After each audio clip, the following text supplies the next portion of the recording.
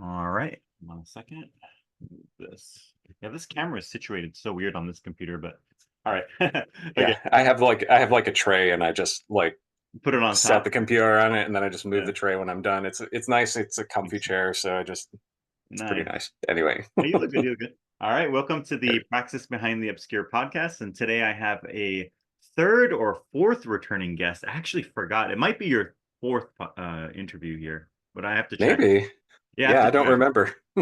Although you do hold the record, you were on the first episode, and your first podcast has thousands and thousands of views. So hey, you're the champion of the podcast, the VIP, the VIP. But surprisingly, I've had so many episodes, but I've never covered the subject of astrology. And we had talked about doing a podcast on it and everything. And I know some of the basics, but I think it would be good to maybe go over a little bit of the basics. We talked about also doing a little bit of a forecast, kind of like a Sure. half of the year sort of forecast. So, actually, first of all, I'm curious, how did you get interested in astrology? And also, maybe you can elaborate, like, how does it affect, but like, what influence does it have on you in your current Um, practice and life? yeah, yeah. So I first got into astrology, I want to say in my early 20s, Mhm. and I read this book. Well, first of all, I did. Now, this is like, we're talking 20 plus years ago now. I read this book called Neptune and the Quest for Redemption by Liz Green. And it was interesting. And before I bought that book, I would go on to like astro.com, and I would see, what my sign was, house placements, stuff like that. And it was all pretty cool and interesting. And I'm like, okay, well, let me just kind of keep this thing in the background. I had a lot of things going on in the background. I could tell you in my chart why everything took so long to come to fruition, but I won't get too much into that. Mm. But but Liz Green's writing style was actually really, it was very approachable, even though I didn't know that much about astrology.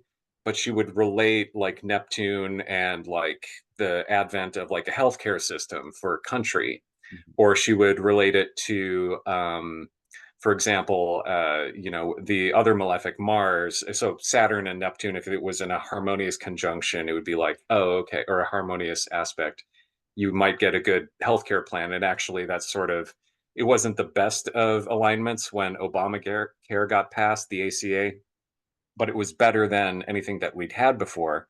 Mm. And then, but she also looked at it from like the perspective of natal charts, and she would mention that Charles Manson had the other malefic in a very hard aspect, and so Mhm. he winds up, not directly killing people, but sort of whispering his will into other people's ears, and then a whole bunch of people die as a result.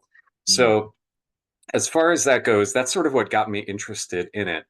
Now, as far as it affects my practice, what I found is that there's this, it's sort of like knowing the weather conditions, Mhm. right? So like, you wouldn't want to, let's say like you're in a quarry, right? And you want to like blow a bunch of rocks apart so you can get whatever's underneath there.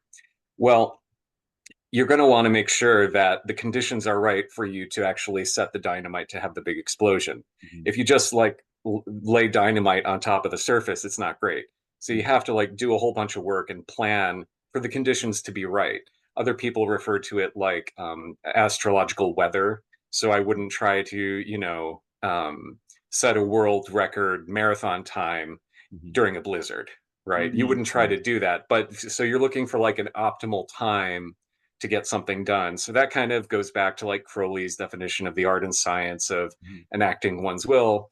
Well, there's a little bit of intelligence that goes with that. So if you get more information about how to make something go right, Mhm. then obviously you're going to want to take advantage of that information. So that's kind of what luck is. It's like, that phrase preparation meets opportunity. Mm. This is a way of gauging how good the opportunity actually is Mm. to Okay. get what you want done. So that's kind of the way I look at it.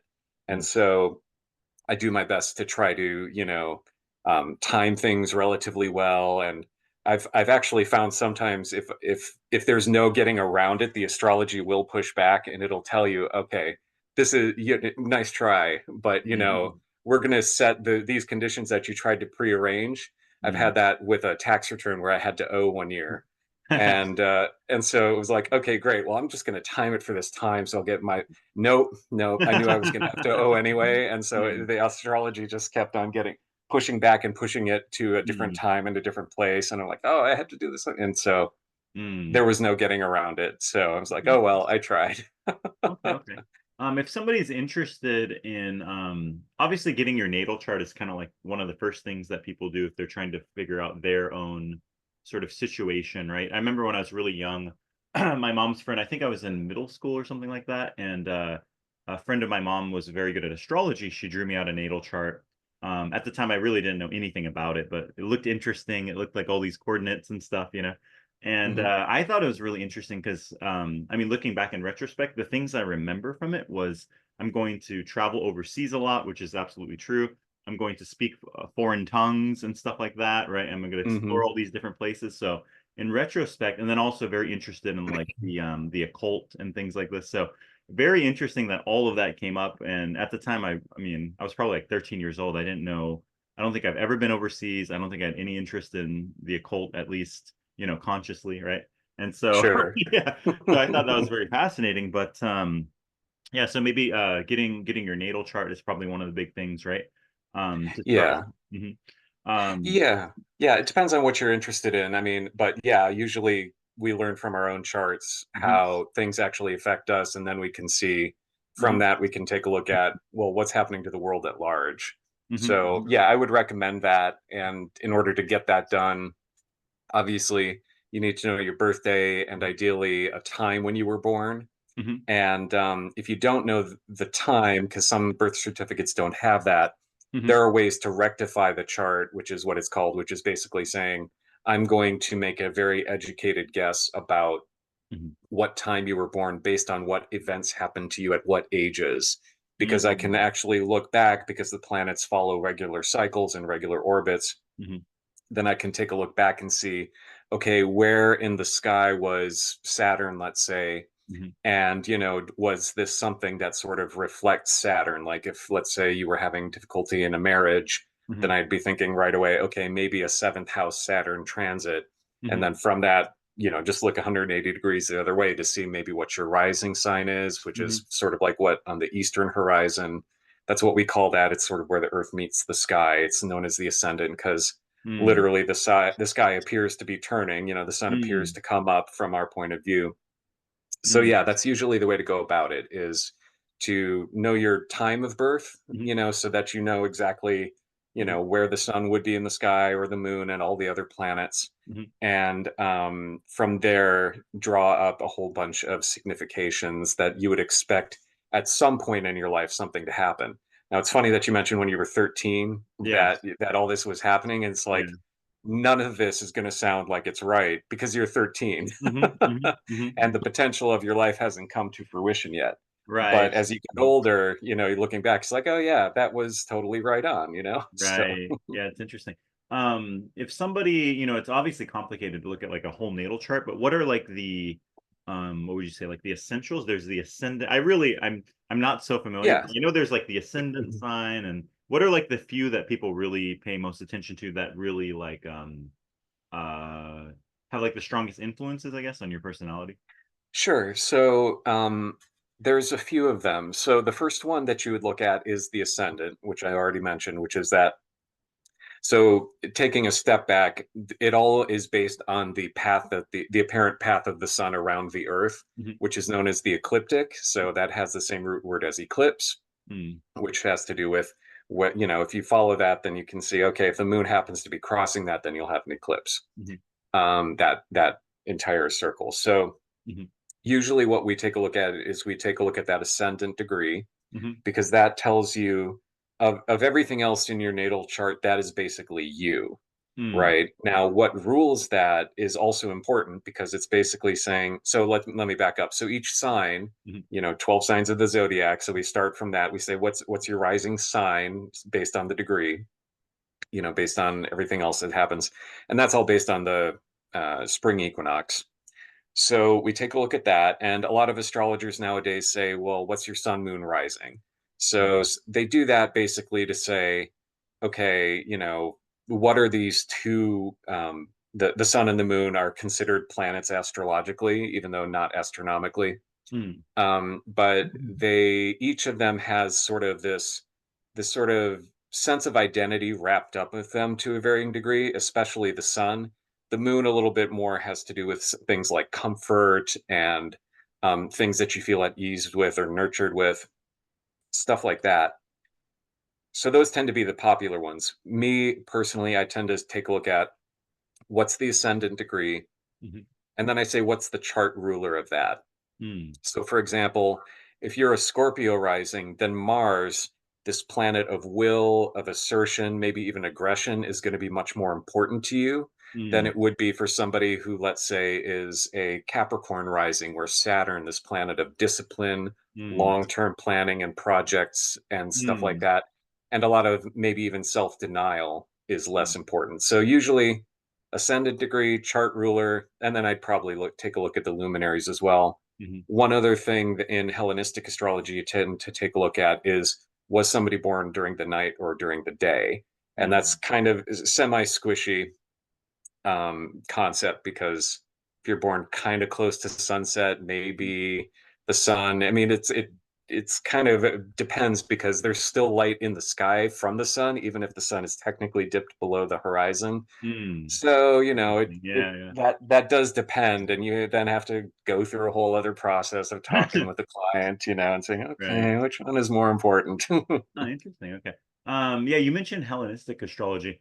What are the different like the most popular what would you say schools of astrology? Because Yeah. obviously like in Eastern countries we have like there's Vedic astrology, there's Chinese astrology. Hmm. In Korea, actually I do want to do an episode later. There's they call it Saju here, which is based on Chinese astrology. And you draw a Hmm. different kind of natal chart based on these elements and these other factors. Yeah. So I think it's based on Taoism. I have to look more into it, but yeah, yeah. Yeah. So there's Chinese astrology is interesting because it's based on this combination of 10 and 12, Hmm. and you have celestial stems and terrestrial. I forget some of the branches, I think. Hmm. Hmm. But the whole idea is that you can sort of reduce everything down to the number 60, Hmm. because 60 is divisible by 6 to get 10, or divisible by Hmm. 5. So Hmm. those five elements that you mentioned, Right, to right, get right. that way. So, and that repeats in a cycle, and that's kind of similar to what we're still learning about, which is Mesoamerican Hmm. astrology, because they had their own thing, and that's what Hmm. sort of the Mayan calendar is based on. Oh, okay. So those are a couple. Hellenistic astrology is basically the forerunner to a lot of modern, or what we would call traditional, and then from there modern astrology. Hmm. But it's also been a little bit reconstructed, because a lot of these texts were just sort of ancient Greek texts were just lying around, not lying Hmm. around, but there wasn't Yeah. this active effort among astrologers to translate these texts. Hmm. So there was this project in the 90s called Project Hindsight, Hmm. and Chris Brennan, who's a famous astrologer, Hmm. was part of that project, and he's actually younger than I am, so Okay. he has a huge head start on all of this stuff. Hmm. And he wrote the book on it, basically the definitive book. But so he and a whole bunch of, there was Robert Schmidt, Robert Zoller, and somebody else I'm forgetting, but this core group of astrologers who were working on translating these old texts and sort of reconstructing the way that the Hellenistic astrologers thought about it, which is Hmm. this group that sort of combined Mesopotamian and Egyptian astrology with a lot of Greek ideas, and Hmm. got a whole soup going of pre-existing ideas, and then managed to fuse them all pretty well. Huh. So out of like Hellenistic astrology actually comes Vedic astrology. Oh. You would think that because the Indus Empire was so, Hmm. so long, but, and they did have some Hmm. astrological ideas, but basically Alexander comes in, Hmm. and a lot of those concepts sort of took root. Hmm. Um, and the difference there is the kind of zodiac that they use. Hmm. So when I say we, people who are like using the tropical system, Hmm. they base that on the spring equinox, which basically says this point in time Hmm. where there's the day and night are equal. That's what we're going to staple, basically, that sky and how it looks like Hmm. there. And that is going to be, we're going to divide up the sky based on that time, and we're going to Okay. ignore the precession. We're not going to ignore it, but we're not going to account for the precession of the equinoxes. It has exactly to do with where the Earth is at that point in time. And Okay. we know that the Earth's axis tilt, we don't care. It's based on that exact day, every day of the year. Whereas the Vedic system actually uses sidereal astrology, which is, okay, based on the constellations, we're going to pick this exact point. We're going to use the stars themselves to tell us what the signs are. So for that reason, there's like a 20-ish degree difference between 20, I want to say 24-degree difference between the two systems. So usually, like, my chart is like, you kind of have to just rotate the whole circle 20 some degrees, and then suddenly, instead of being a Taurus sun and moon, I'm an Aries sun and moon in the sidereal system. So interesting. Which system is there's more a bunch. popular in the West? Definitely the tropical. The The tropical, tropical okay. is tropical, yeah. Mm-hmm. And that's the one based on the spring equinox. As Yep. the starting point. Okay, interesting. Yep. Exactly. Wow, very interesting. All right. Well, this has been a very, crazy year so far, right? It's almost like Oh yeah. especially if you're watching like America, right? It looks like some sort of crazy movie where every day something wild happens. Yes. Yeah, Yes. somebody said like this season of the USA is lit. Something happens it's like every episode's like a season finale. It's a cliffhanger, and Yeah. every day is a new. You Yeah, never know what's going to exactly, happen. exactly. Yeah. So yeah, have you kind of like actually I was gonna ask you that too, like the way you use astrology, you kind of mentioned how you use it for your own life and your practice. Do you often Sure. look into like worldly events and like future predictions? Because I've seen a lot of people do things like this, for world Mm-hmm. events and stuff. Yeah, yeah, I look at it. I'm still learning the ropes. I've tried to like make certain predictions, but it really does depend also, Mhm. excuse me, on other factors that you don't really know about. So the obvious one is Biden deciding not to run for re-election. Mhm. Excuse me. Mhm. And his decision was hard to read, because what you would see is like, okay, this planet Saturn, which is about restriction, denial, difficult long-term problems, it was kind of passing over one of these angular points, which is basically, if you look up at where the sun would be at its highest point in the sky, Mhm. and then also look downward from that through the Earth, then that's sort of known as the MC, which is middle of the heaven, and then the IC, which is underneath the Earth, the lowest point. And it was hard because Saturn was passing right over that lowest point. So that's a sensitive point, basically. So what that has to do with is foundations Mhm. and support system and roots. And basically what happened was, it wasn't just like a personal, okay, a lot of times astrologers will interpret that as like family ties and ancestry and stuff like that, but it can literally be the thing that nourishes you and allows you to keep going. Mhm. And what you saw for him personally, Mhm. instead of him encountering a lot of family problems, Mhm. although he's had his fair share of that Mhm. this year, Yeah. with his son, he also was literally losing support from the thing that establishes and supports any president, which is the party. And Mhm. so he was starting to lose that. The donors were starting to ask a bunch of questions, Mhm. and but it's hard because you don't know, is that just a challenging period, or is that the thing that's actually going to undermine you enough to say, I can't anymore? Mhm. And I think he had to take a hard look at the polls Mhm. and see what he could do, see if he could rouse the base. And you saw him trying to do that. Mhm. And I kind of had like a 60-40, view in my mind, and it was the 40% that won out. So I lost Mhm. a $5 bet with somebody, but you don't really know. And Yeah. the thing is, too, is like with Saturn, it tends to favor people who are older, but eventually Mm. time runs out for all of us. Mm. So, Mm. but yeah, I do take a look at like um what's happening, and it's funny right now. Mhm. um like with Saturn, I was or with excuse me, with Trump, I was looking at everything that had already been said about by popular podcasts like the astrology podcast, and I'm like, yeah, this really doesn't look that good for the guy. Oh, really? When during that time when it was close to the convention, I was like, something's going to happen. Somebody's going to try to take a shot at this guy, blah blah. And of Really, really. course, What somebody what did. was it that Yeah. triggered that? What? What was it in the chart?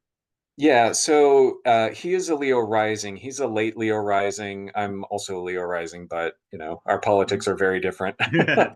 But his but what that means is this star, this infamous star that's sort of associated with Medusa. Mhm. It's known as Algol, and it has to do with, violence, Mm, death to the head, or violence to the head often, or hanging. mhm, And it's associated with Medusa, who literally got her head chopped off mm, in myth.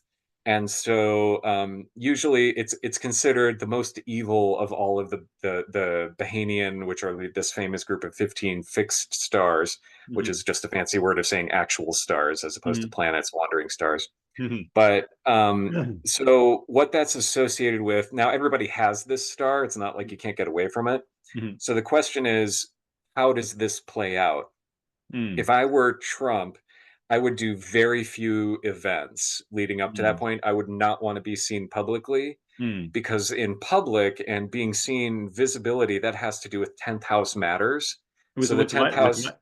10th house matters. So 10th Okay. house is like, no matter where who you are, you're going to Mhm, have a 10th house. mhm, So for him, being with that being in his 10th house, mhm, and also having Mars, which is this planet of violence, mhm, and Uranus, which is this planet of sudden things happening after a long buildup or whatever the case may be. mhm, You don't want to combine sudden violence in a public sphere. mm, And he, of course, was making a speech when that happened. And what mm, happened to him was he got literal violence to his head. Now, thankfully for him, mhm, it was just, it just nicked his ear. mm. But you can imagine that could have gone way worse. And if you look Oh at the yeah. video, it's literally a split second where he tilts his head Right. forward slightly. And And boom. instead of, yeah, Mhm. instead of grazing his skull, it just nicked his ear a little bit. So, Right, right, right. yeah, he was very fortunate. Very interesting. Okay. Hmm. Um, Actually, you mentioned a few things just earlier, but this came to mind, or kind of a random side question. I always hear the term Sure. like Saturn returns. What can you explain Hmm. a little bit about what that is? Because that seems to come up a lot in astrological Yeah, questions. Yeah. yeah. A Saturn return is so basically every year when you have your birthday, we celebrate the sun returning to that same position Mm, in the okay. sky. Mhm. And so it's the same thing with Saturn returns, except Saturn returns take about 29 or 30 years or so. Ah, But okay. yeah, so depending on when that happens and what sign system you use. I'll just keep it simple for the sake of the podcast and say whole signs, which is what I use, Hmm. modified slightly, but that's good enough. Hmm. So when a lot of times what happens is you start feeling that as soon as Saturn enters Hmm. the entire 30-degree sign that your Hmm. Saturn was in when you were born. Mm. So what does that actually mean? Well, like I say, Saturn is about discipline, adulting, Hmm. and getting basically having your stuff together, Hmm. and also facing problems and accepting delays, and that some things take time. So oftentimes this is a period, as opposed to, and listeners who have like already gone through this transition, Hmm. a lot of times, you get in your 20s, and you've graduated college, or Hmm. you've started a job and you're feeling pretty good, and life is awesome.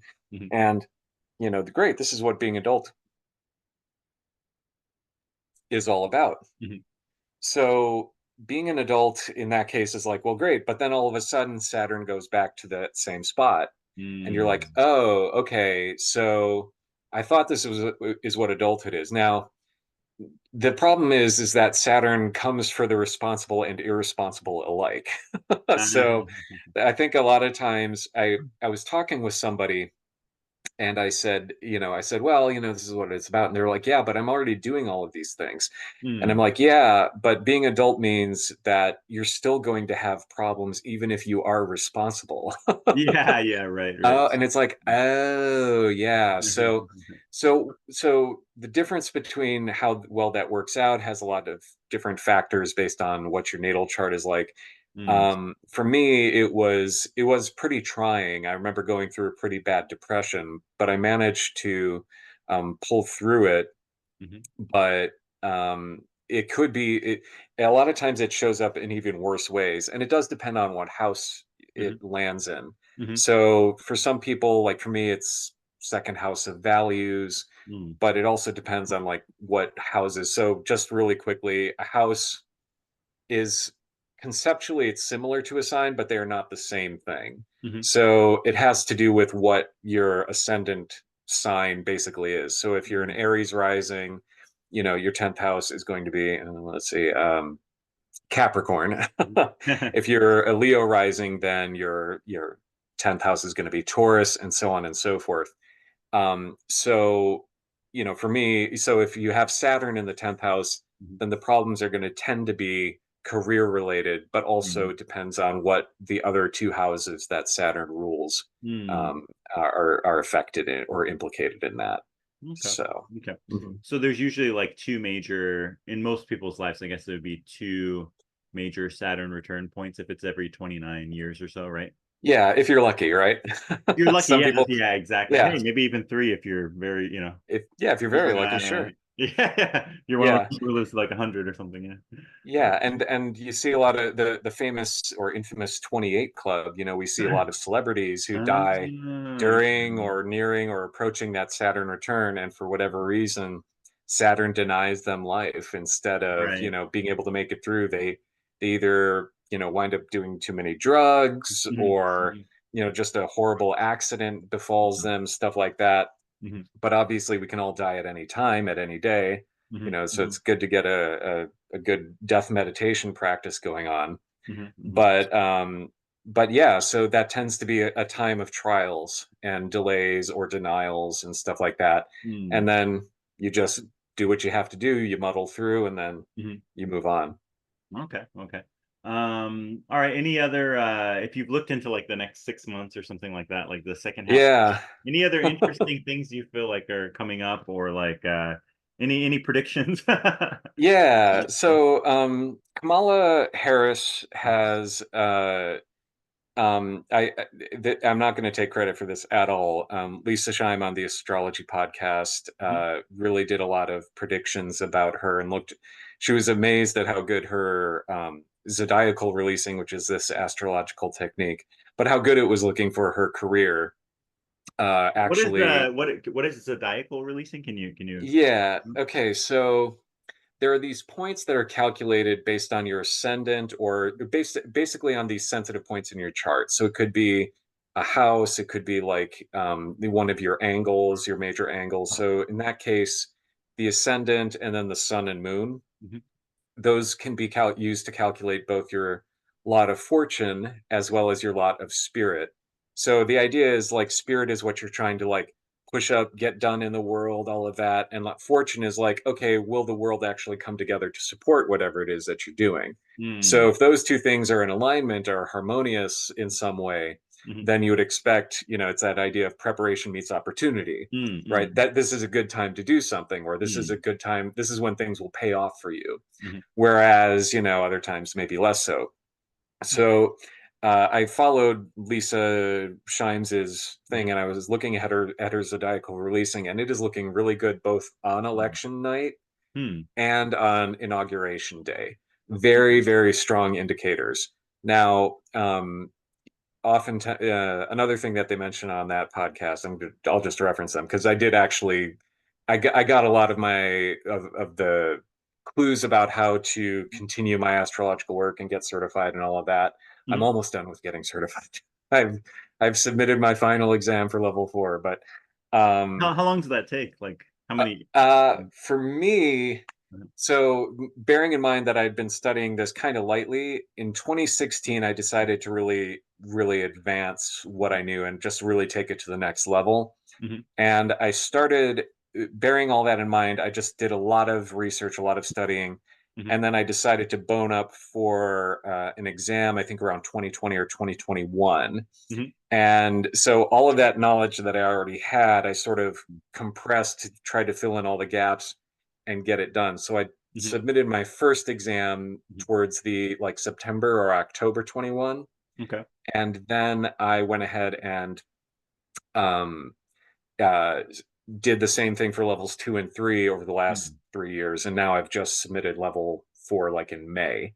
Okay. That's very fast because usually, Mhm. usually it's like more like a 4 year degree kind of idea. Okay. But I had a lot of previous knowledge and stuff like Right that. on. Right So, on. so yeah, so with Kamala Harris, I'm pretty sure she's going to be the next president. Oh, interesting. The polls are kind of tracking that way. Mhm.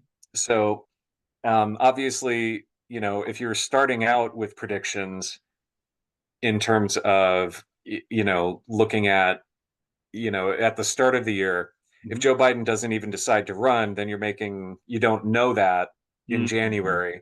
So you're Mm. going to try your best to make predictions on that assumption. Mhm. So it's hard to know that. But Mm. since we pretty much have our candidates locked in, Yeah. Yeah. Yeah. it's looking pretty good for her. Mm. So now the funny thing is that I'm also seeing a repeat of 2020, where Mm. Trump does not win, and the keyword I have is Mars is going to be in Cancer, Mhm. which is its least happy sign, more or less. It's sign Mm. of its fall. Mm. And so what I see is the phrase I use is a lot of rage crying. Mm. A lot of hitting America in a big way.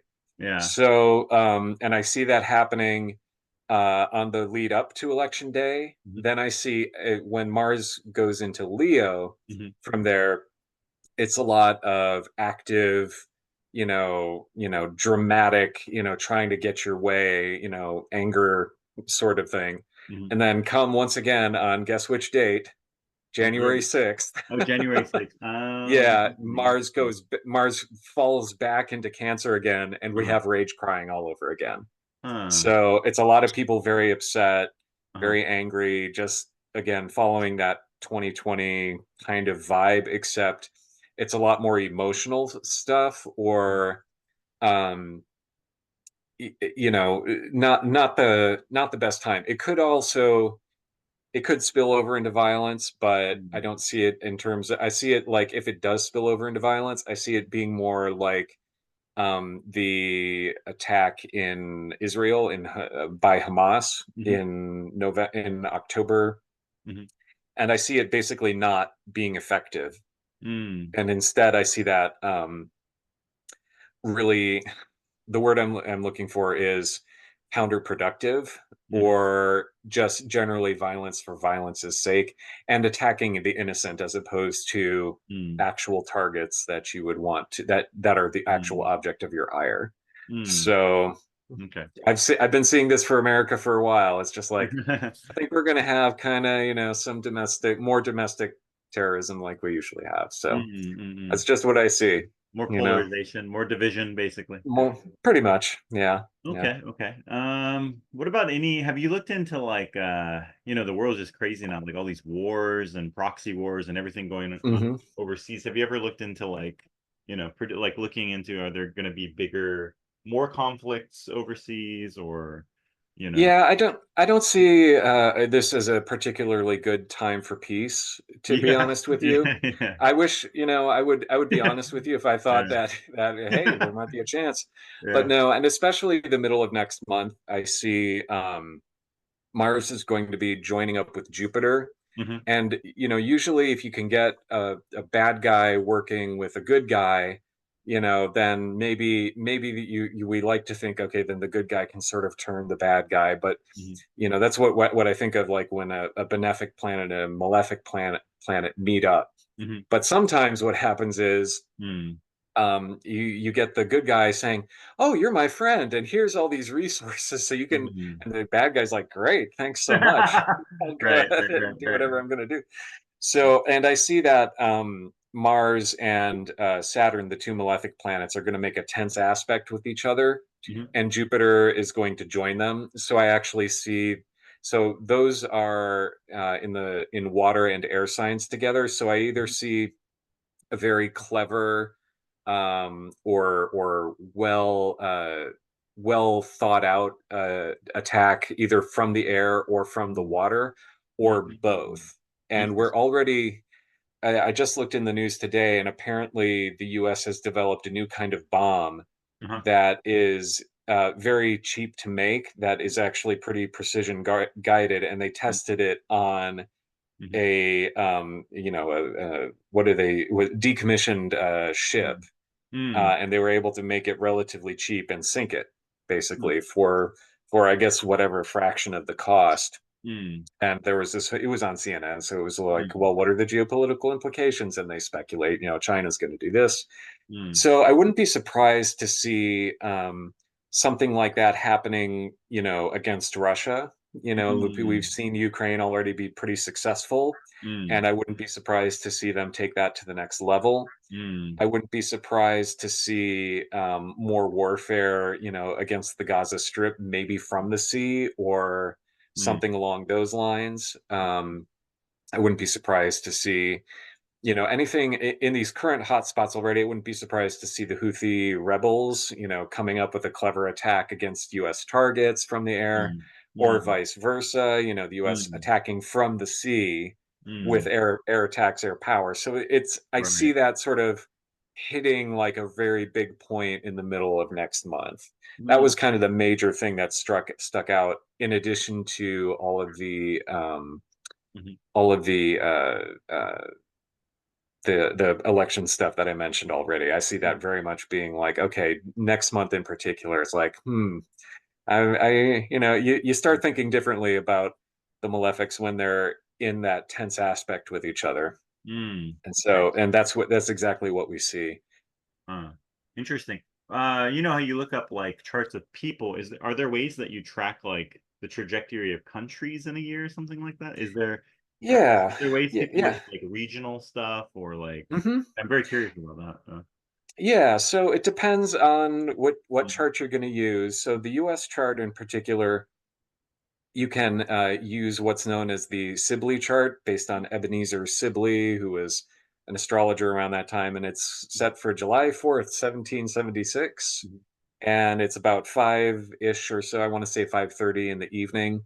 Mhm. And even if it's not completely accurate, it's been accurate enough. And I think the astrologers who were looking at certain events like 9/11, they say, okay, it probably was accurate based on this and that. Mm. So you can actually look at like the founding of a country as the time when it's basically born. It's going from Mm. this ragtag bunch of rebels to, okay, now we are collectively deciding we are a country. Mm. So other people have noticed that in that China, for example, Mhm. Libra tends to be pretty important. Israel, I think, also is a Libra rising. I could be wrong Mhm. on that, but you basically look at the date, maybe the exact time that a country is founded. A Mhm. lot of countries, if they get spun off from Great Britain, let's say, Mm. from the Mm. Commonwealth, is spun off. That's pretty. Spin-offs. That's Yeah. yeah. I'm not. Yeah, you're just a two. You're just yeah. We just broke up the monopoly of the group. Yeah. I don't mean to offend folks. Sorry. That's funny. It was the word that came to mind. But Yeah. Yeah. anyway, a country gets founded once they are independent. A lot of times, if it's done very peacefully, they already have the date set in advance. So it's basically you do a midnight chart for Mhm. that country Mhm. at that time. So that would be the way that you would look at it for. You could look at it for like an event. So even so, companies. So it's known as inception, basically. So you look at it Mm. like companies, or a product that comes out, or like the Mm. founding of the internet. You take a look Mhm. at the first time two computers talk to each other from a Mm. long distance, or however you want to do that. There are good rationales. And then what you do later on is you say, which one seems to actually work out the best in terms of what Mm. we think that is. So, and there are countries like the UK where it's like, okay, we're going to go back to the year 1066 with the Magna Carta. Mhm. Are we going to take a look at, and you tend to find themes. So even though China technically, what was it, 48, 49, I want to say, Mm. 1949, when they Maybe won 49, the, I think. Yeah. yeah, when the Communist Party took over. Mhm. um, you could take a look at that, but also for whatever reason, there's always like some kind of parallel to what it originally was. Mm. So even though it was founded as a new country, it still had a lot of markers from the previous astrological stuff that other Mm. astrologers had noticed. So you look at the date and time, basically the same way you would look at it for a person. Okay, very interesting. When so you talk a lot about like looking at your chart and then kind of determining, you called it like almost like the weather conditions of like doing something. Hmm. What if there's something you really want to do or something that's important, but the conditions are not good? I Yeah, mean, because there's always the argument like it becomes a sort of like a self-fulfilling prophecy. Like I can't do this today because this, this chart says yeah, this. So then it's almost like you're imposing limitations, so to speak, or limiting beliefs, right? So are there certain sure. things that one would do to overcome those conditions? So for example, maybe if you're into magic, you would do certain rituals, or Hmm. are there certain approaches one would take if there's some kind of, hampering factors on certain times? Yeah, I mean, Interesting. there's ways to think about it, and then there's ways to. So one is just, hey, just don't do it.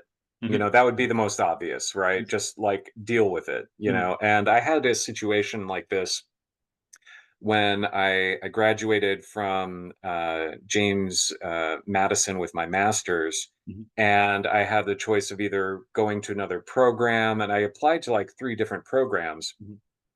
But what was happening was there was a bad, it was basically a bad time to make a decision was Mhm. showing up. I'm Mhm. like, well, I have to make a decision. And the Mhm. truth is, I didn't have to. Mhm. Instead, I could have just waited. Mhm. Excuse me. Mhm. So I decided, well, I'm just going to do it anyway. And what happened was it actually was a very bad experience at another grad school because I made that decision. Uh, So what could I have done instead? I mhm. could have gone out and just gotten a job for a year or something like that and then applied later. Mhm. I could have done a whole number of things, but instead, no, I have to do this because I gotta blah blah Mhm. blah. And it was like, I basically wasted like I didn't waste it, but Mhm. I could have had a much better outcome if I had just waited, Mhm. and maybe it wouldn't have even been necessary, or I could have just found a different job at the time.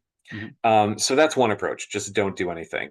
If you're going to be more magically inclined, you can always call upon the spirit associated with a certain planet and say, Mhm. "Hey, could you let me off the hook here?" so, so Yeah. for example, with Saturn, right, you can call upon a spirit of Saturn and say, blah, blah, blah, blah, please do such and such for me. Mhm. So I've done that. I've called upon them for Saturnian things. And basically, I've said, hey, please don't let me be cursed. Right. Mhm. And Okay. when I've done that, I've actually felt like a big weight actually coming off of me when I Mhm. called upon that entity. And Mhm. it was like, oh, okay. I wonder, and it wasn't just like any current curses, but future curses. So the Mhm. fact that some weight came off of me, I'm like, I wonder who I pissed off. Mhm. but That's um, weird. but what you can do is so that would be another approach is, hey, try to make the best of it. Mhm. See me through this. And, the more I've gone along, the more it's like, my luck has actually gotten better over the years. And I'm wondering Mhm. how much of this is just being guided away from, you know, things lining up so that I make a decision at a bad time to make a decision, Mhm. or just guiding me, like a funnel towards this better outcome. Mhm. So that would be another approach. A third approach might be that you could banish that particular planet that day Mhm. using like a greater ritual, banishing ritual of the hexagram. Mhm. Say, sorry, Mars, you're out of here, Mhm. or Saturn, or whatever the case may be. Mhm. And maybe that would work. And maybe the way that it would show up is that time in which it should come up in a negative way. Mhm. It doesn't happen, but instead you get, let's say, two smaller things that go wrong. Mhm. Okay. Another approach might be, let's say,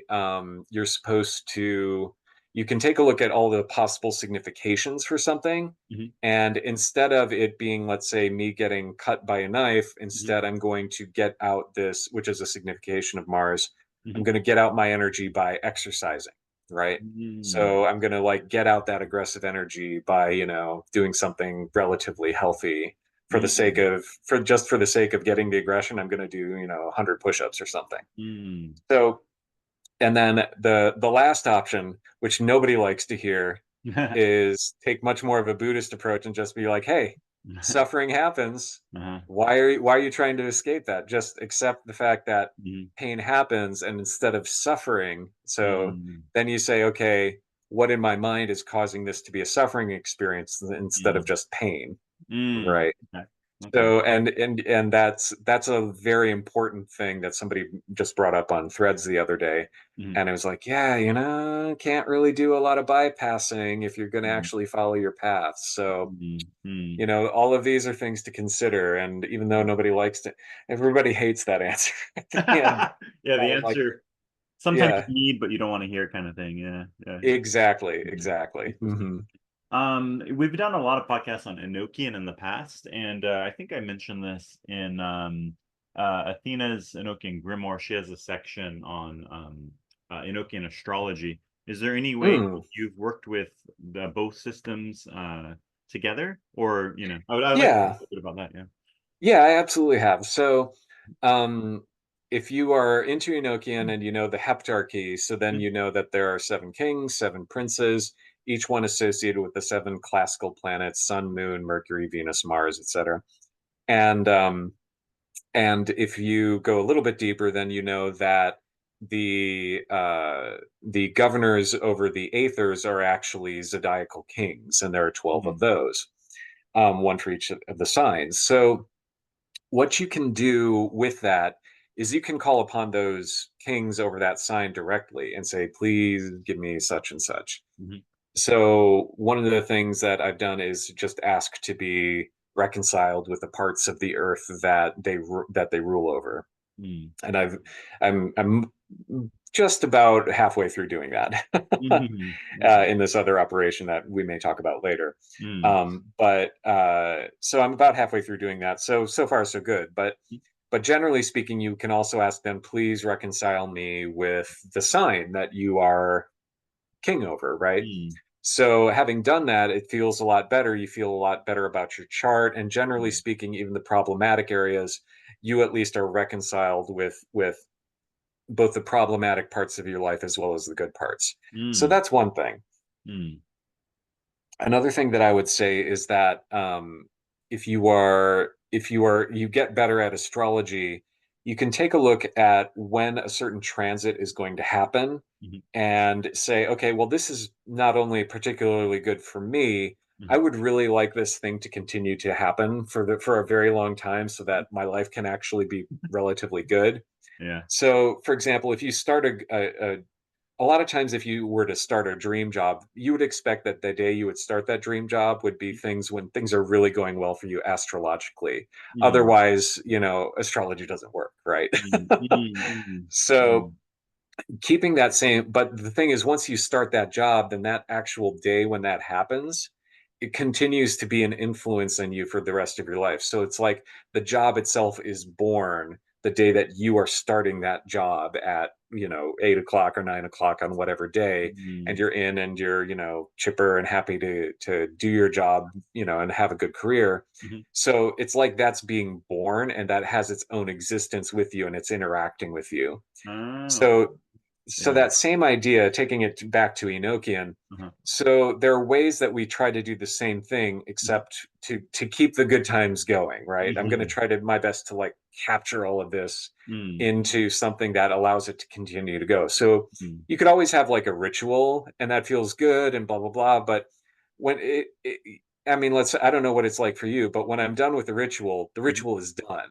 Mm. There's not like this, like it's going to have an effect afterwards, but it doesn't have that same sense of permanence Mhm. as something tangible. Mm. So the idea here we're talking about is something like a talisman, in which I'm trying to take this astrological thing that's happening in the sky. Everything is kind of lining up right, and I'm going to try to like focus it down into this actual piece of material, Mhm. so that way that material, whatever I've etched on it, let's say, Mhm. is, or I've written it down if it's paper, is suddenly born Mhm. and it is having its own life as a result of it being finished or being coming into this world right at that moment that everything astrologically was going pretty well. Hmm. And then you don't touch that thing, you just have it around and it continues to have its influence on you. Hmm. So that's the whole idea there. So the way that you sort of how do you make it just different from any other thing that you do at that moment? Well, that's when you build around like maybe angelic entities and you have a design that you already know kind of works. Hmm. So what I've done a couple times in this past year actually is I've made a couple of talismans Hmm. that are sort of associated, using the same old, classical correspondences. So Venus in particular, Hmm. I've brought forward. It rules my sun, it rules my moon, and um, in general, it's pretty good, and it's currently going through my first house, which is Mm. the sign of me, the sign of Mm. who I am and what I'm about. And it's also just like maybe last week or so, something like that. It was in a very good uh, uh, aspect to my to Jupiter. It was in a very soft sextile, very exact, and both of those were in closing. Like one is just on one side, the other's just on the other side of my ascendant. So the ascendant is sort of getting good vibes from both sides, Mm. as it were, Mm. and I couldn't quite get the moon was not quite in the right spot, so couldn't quite get that, but it was still very close to that. Mhm. So I made a talisman for that time, so that Mhm. good things and feeling good, and also me personally doing well, Mhm. are both being brought out by the talisman itself. And Mm. I basically called on the angelic king and prince of Jupiter, the angelic king and prince of Venus, Mhm. and I also called on I believe I called on the zodiacal kings of Jupiter and Leo, which are the two Mm. signs that those planets were in. Mhm. So having done that, then I just, call up, I have the whole design ready, and then I, do the same Enochian calls that I do, the same conjurations, and then I just say, okay, please charge this talisman, and then I finish writing, Mm. whatever final letters are there, Mm. and then it was done, and it worked out pretty well. And Nice. I said after I did the ritual, I said, okay, I highly recommend finding a good time for that for you. Mhm. Mhm. Like talking to an astrologer that can do that. Because after I made that, I was just glowing. It was like Mm. really. It's still. I brought it out here just to hopefully help this Mhm. episode go pretty well. Mm. And I can definitely feel it. I can, Mm. if I just like energetically like reach out a little bit, it's like Mhm. I can still feel that, Yeah. can still Yeah. feel that good vibe coming off of it. So Nice. that would be the way that I would work with that. Now you don't Mhm. need to limit yourself to Enochian. You could Mhm. use, something more like Agrippa and stuff like that, those Mhm. symbols. But the design I made, it was basically just based off the SDA, the Sigillum Dei Mm. Ameth, and Mm. instead of filling it out completely with the children of light, instead I focused more on the heptarchical angels at various spots. Okay. And I also did I actually used some of the text from one of the prayers I composed that's on my site. So, Nice. Nice. and yeah, Okay. it worked pretty well. Nice. It's a great way to express creativity too. Nice. Nice. I remember hearing in some podcasts about the lunar mansions. Do you know much about that? That seems to be an area that a lot Mhm. of people are exploring these days in the astrological sphere, so to speak. Do you know Yeah, much about the yeah. stuff? Yeah. Yeah, it's pretty nice. It's pretty cool, actually. So Mm.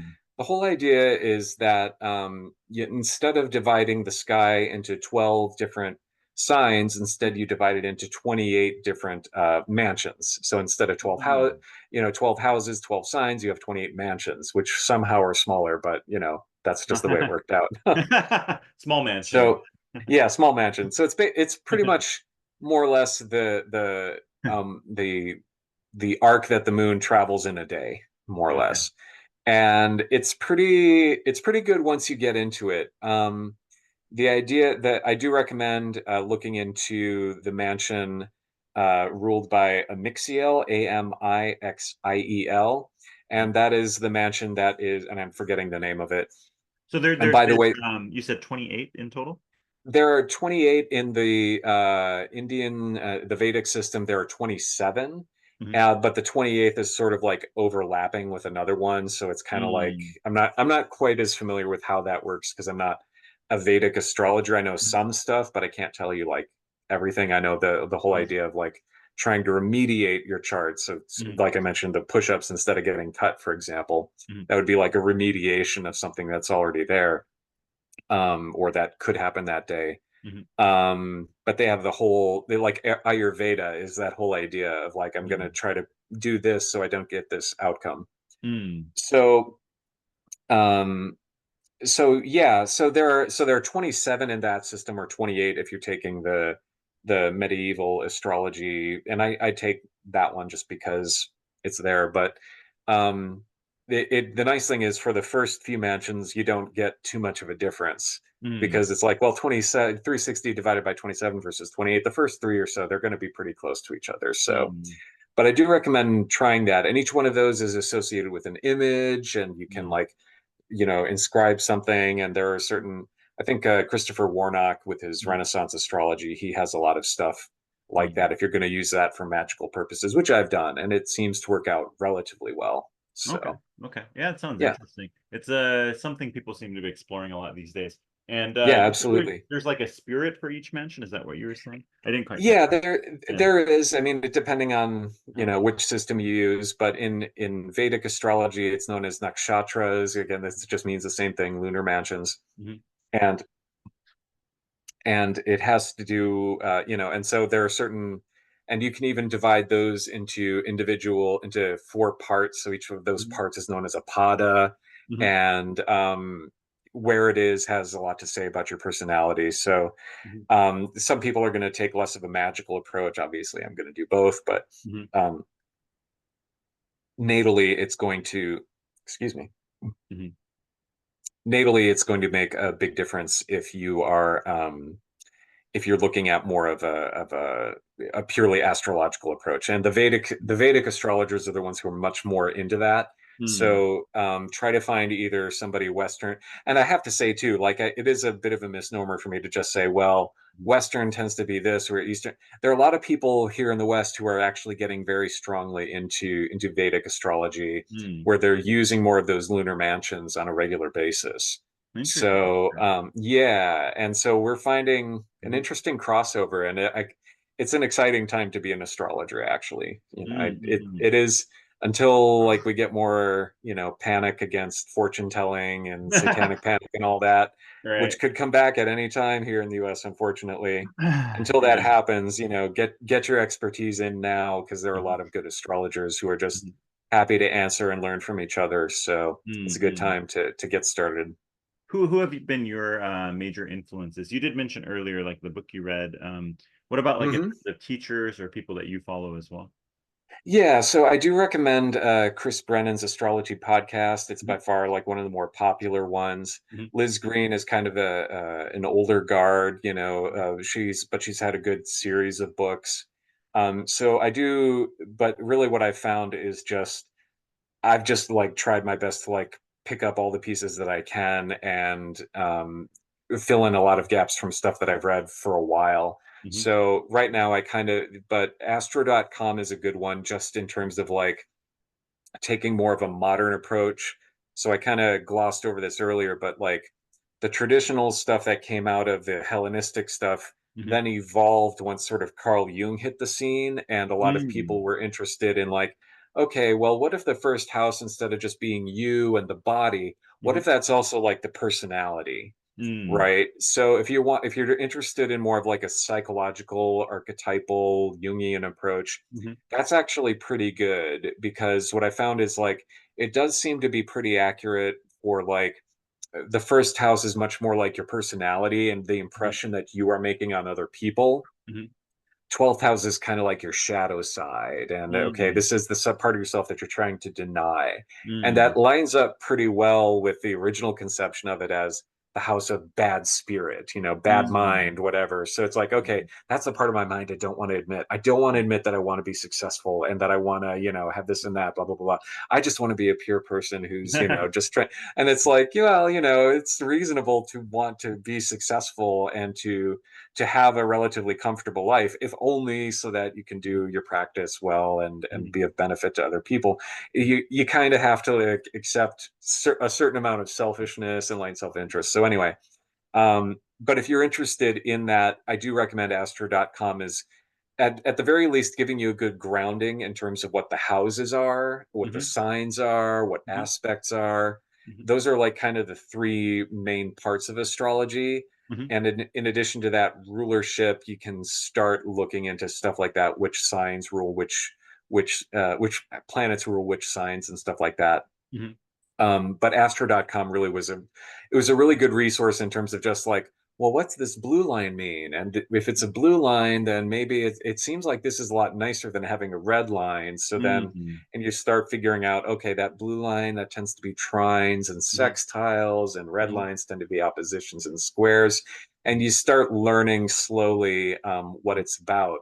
And then after that, it's like, okay, once you've done that, you can take courses, you can buy a book, and you can start practicing. And that's kind of what I did. I wound up buying, I think I have about maybe 6 or 7 astrology books. And the rest is just a lot of stuff that I've picked up. And thankfully, I'm still at the age where my memory is relatively good. Not much longer, though. It's already, I can already feel the edges of it kind of like starting to dissolve. But so far, so good. Okay. Are there Yeah. any current areas you're exploring in particular in terms of like either research or practical application? Yeah, so I submitted an article to this magazine called The Mountain Astrologer. And this article was basically, so there's this idea I mentioned earlier, if you have a birthday that tends to be pretty significant, we tend to use that for something that's known as a solar return, which is to say when the sun returns to that, you actually make a chart at that exact moment and see, well, for you, based on where you were born, what happened, what's it look like? And obviously the other planets are not in the same position.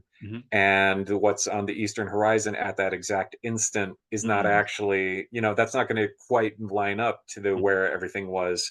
So your ascendant degree is different, stuff like that. So that whole idea of like what happens on your birthday is known as a solar return, and the chart that you make is a solar return chart. So I say, okay, that's pretty interesting. So we tend to use that for prediction purposes. So then I'm like, well, okay. And I've used that in looking back over my life. But then I thought, well, I'm a Buddhist, right? So what happens if I look at what happens before I was born? Interesting. Like so instead of a solar return, it's something that I call a solar precedent, right? Which is actually before you're born because it's not returning anywhere. It's where it was before you were even around. Interesting. So yeah, and so what I did is I looked at the year that my parents were born. They luckily my parents were born within 5 days of each other. So I looked at that, and interestingly enough, my third house of siblings was activated, and the 12th house in my chart is Cancer.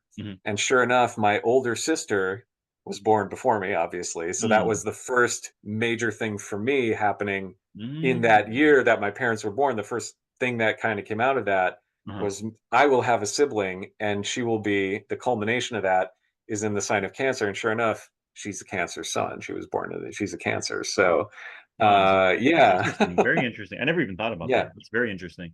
yeah. So, and then I did one other thing. I looked at this person who was pretty influential to me in my thinking when I was getting my master's degree.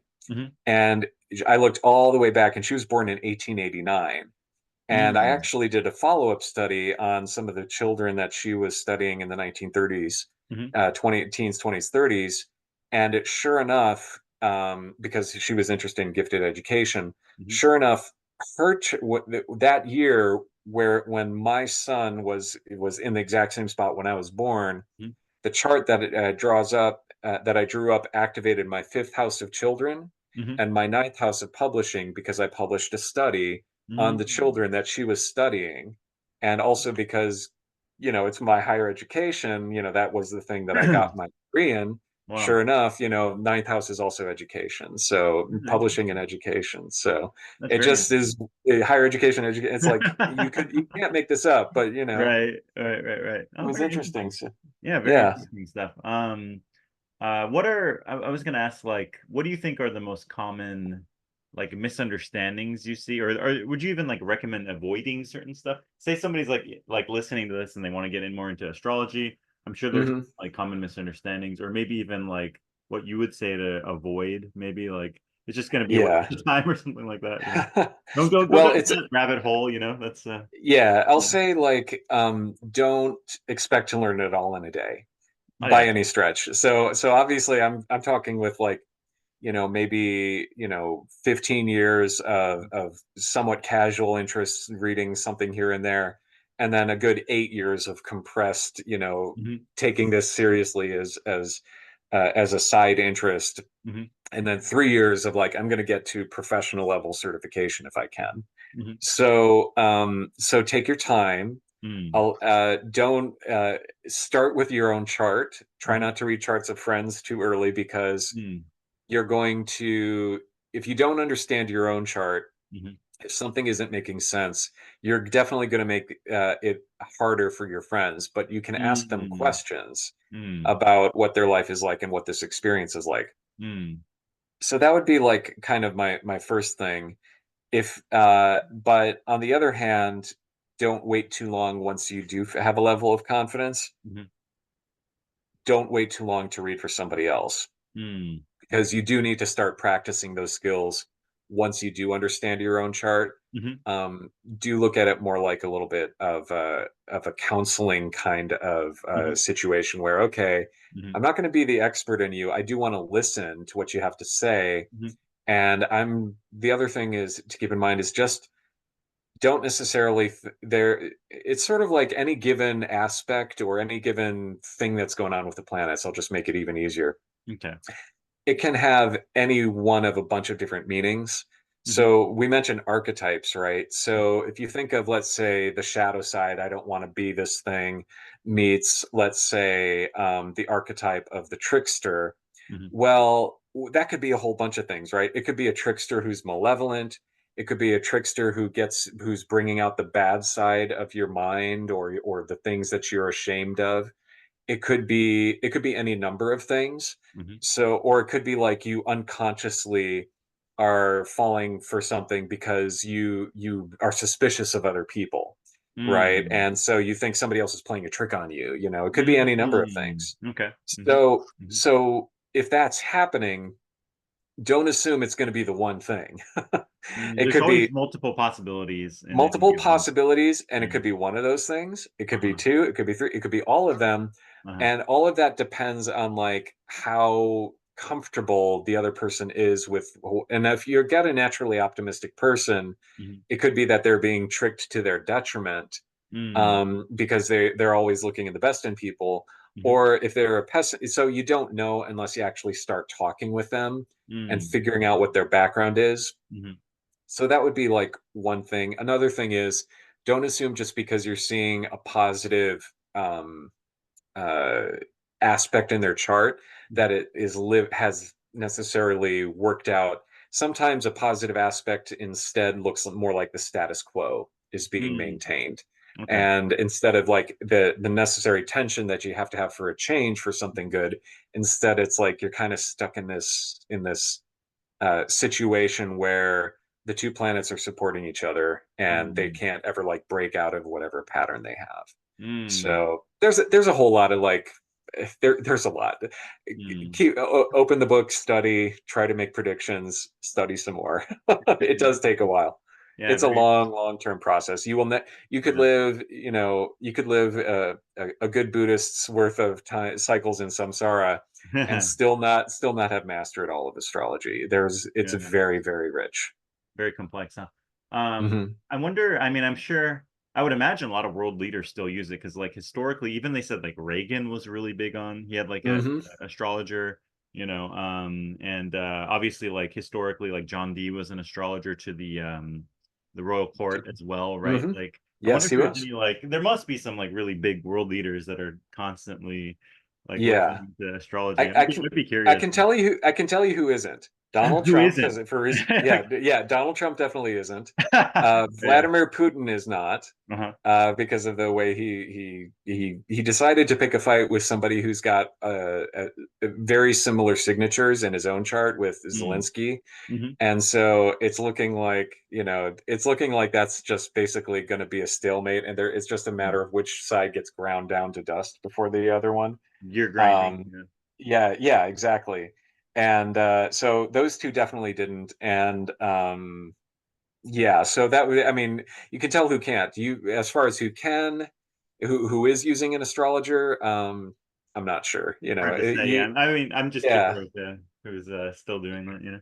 yeah. I mean, I don't think either party really is using it to their full potential. I think the Democratic convention isn't being held at a particularly good time either.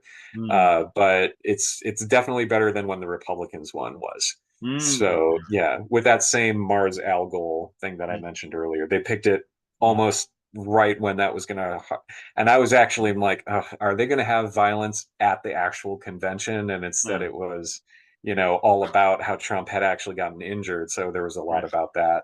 And of course, as soon as he says during the convention, I don't want to talk about it ever again, he immediately brings it up during every speech if possible. Right. Right. Okay. So, Yeah. there Yeah. it is. Yeah. Interesting. All right. All right. Well, I think I got most of my questions answered. Any like final thoughts or maybe like where can people find you? Maybe Sure. offer astrological consultations, natal charts, things like that. Sure. Yeah. Usually, what I tend to do is, if it's somebody who is just coming for the first time, what I'll recommend is get a natal chart consultation and maybe a year ahead look, just so you can get the sense of like, what's your chart like? Does some of this stuff make sense? And so far, it's been actually, I have yet to have somebody who says that no, none of that actually makes any sense at all. Blah blah blah. Mm. I have had people where it's very difficult to pin down their exact birth time. Mm. So mom's memory plus birth certificate. If there's a big discrepancy, then I'm like, okay, look, what was going on? That Mm. people don't know. And I've had a couple times where somebody's like comes back and it's like, yeah, this was totally wrong. And only once was it like, yeah, I Mm. can't really do that much because everybody's Mm. off on this. Mm. I've only just now for this final exam actually done a rectification of somebody's chart, and it was actually my late stepfather, Okay. and that's what I did for my exam. But for the most part, that doesn't happen. Mm. Okay. The birth time is accurate, and the mom's memory matches. If there's Yeah. or there's a slight difference, and I tell them it doesn't matter Uh-huh. in terms of the reading I give. So yeah, so I am going to do a rebrand at some point next year, but Mhm. for now, you can reach me for astrological services Mhm. at yourlightbridge.com, Okay. yourlightbridge.com. Okay. And then, but you can also just email me if you can't remember that. You can just go to Enochian.Today and find me Okay. that way and just say, "Hey, I heard this and that," and Mhm. I'll be more than happy to talk about, maybe what it is you're interested in. And usually, though, I do start with a natal chart consultation unless somebody's already sort of had that before. And then I say, okay, well, then what would you like to focus on? I Mhm. can also do couples readings. I haven't had too many of those because I want to make sure that I was actually certified in the thing that I was going to offer before I actually started offering it. Mhm. And that was my certifications are with the NCGRPAA, Mhm. which is National Center for Geocosmic Research, Mm. Professional Astrologers Alliance. So they offer, and they really do put you through your paces, and you really have Mm. to study and learn it and make sure you've got it down and take a 3 hour exam. Mm. But I do recommend, whether or not you want to go with me as an astrologer, do try to find somebody who's certified. Not that it's not that you can't be a good astrologer without certification, but certified astrologers tend to be better.